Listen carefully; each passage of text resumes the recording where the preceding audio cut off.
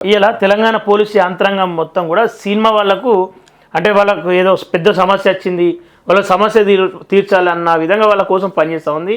ఇంకా ఏకంగా ఐబొమ్మ రవిని ఎన్కౌంటర్ చేసేయాలని చెప్పేసి సినిమా వాళ్ళ నుండి వస్తున్నటువంటి కామెంట్స్ ఇవన్నీ ఒక ఎత్తు అయితే, ఈ మధ్య కాలంలో మన తెలంగాణకు సంబంధించిన వాళ్ళు కూడా సినిమాలు తీస్తారు, వేణుడుగులు లాంటి వాళ్ళు.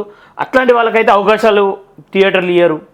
అంటే గతంలో ఉన్నట్టు బలగం సినిమా కావచ్చు, మీరు అన్నట్టుగా మన వాళ్ళ సినిమాలకు కూడా ఇవ్వట్లేదు. వీళ్ళకి అవకాశాల విషయంలో అసలు రాజకీయ నేతలు మాట్లాడతలే, ఎవరు కూడా మాట్లాడతలేదు. దీనిపైన మీరేం చెప్పాలి? వీళ్ళందరూ వాటాదారులు కదా, ఎందుకు మాట్లాడతారు? రాజకీయ వ్యవస్థ అంతా వాటాదారులు, సినిమాలతో వాటాదారులు ఉన్నారు కదా.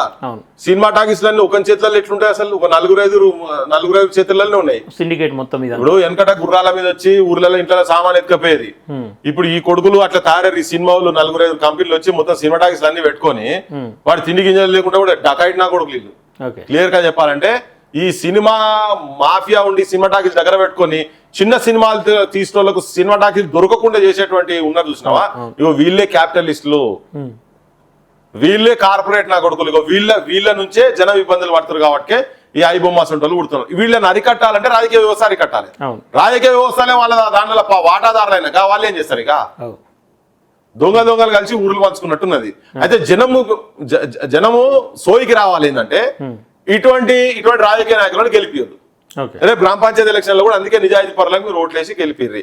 వీటన్నిటి మీద తిరుగుబాటు చేసిన వాళ్ళకు మీరు చేయండి. ఇప్పుడు మీరు 500 రూపాయలు పెట్టి ఎక్కువ పెట్టి పోతున్నారు. వాడు ఎలక్షన్ నాటికి అదే 500 నీకు ఇస్తారు, ఒక సినిమా పైసలు కావు. ఓకే, ఒక సినిమా పైసలు కాదు. ఈ అర్బన్ నుండి అందరికీ చెప్తున్నాను నేను, ఇటువంటి గవర్నమెంట్ ఓట్లు లేకుండా దొంగ రాజకీయ నాయకులకి వీళ్ళందరూ ములాఖాత్ ఎట్లున్నారో, ఇంత ముందు గవర్నమెంట్ అట్లే ఉండే, ఇప్పుడు గవర్నమెంట్ అట్లే ఉన్నది. దీని పరిష్కారం గదే. ఇప్పుడు మనం ఏదో చెప్తే ఏదో అవుతుందని కూడా ఏం కాదు. జనం మారాలి, జనం సోయికి రావాలి. ఓకే అన్న, ఫైనల్ గా స్థానిక